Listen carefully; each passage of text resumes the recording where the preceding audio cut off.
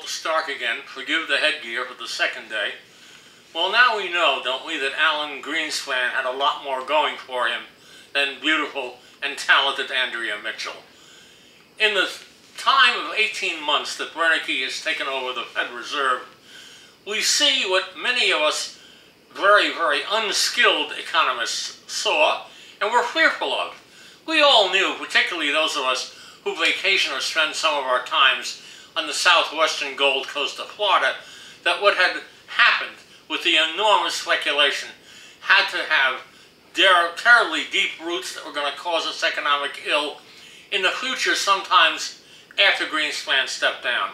Well, apparently, BERNECKE did not sense or do anything about the timing needed to do something to ease the speculative crunch and to keep the banks somewhat involved in mortgages and to do something to avoid what would happen to the climate when defaults began.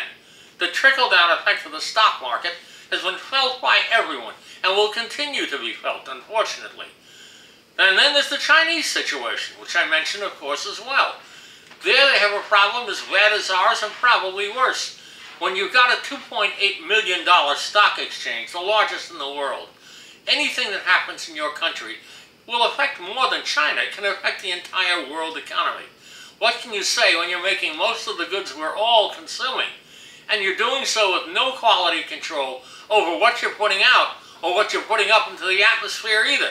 So between the environment and the destruction of our dogs, our children, and God knows what else, you've got a really, really serious problem on our hands.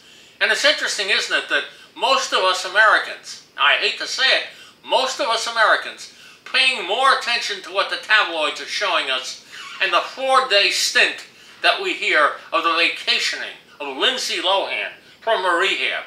Do you think that's disgusting? Well, I do. I want to thank you very much. I'm Walter Stark.